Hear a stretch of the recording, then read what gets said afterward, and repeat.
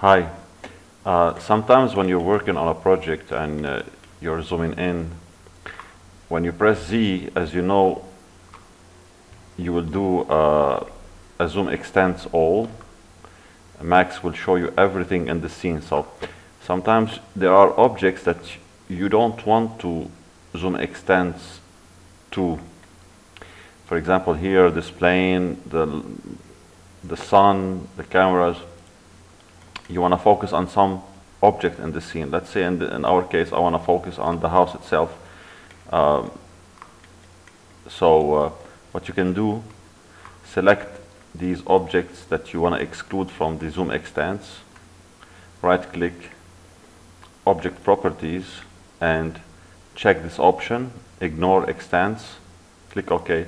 So now when you're working on some area here, for example, if I press Z,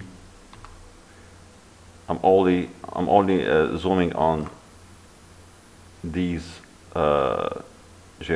objects, and you can do this for any object to exclude them and only focus on what you are interested in.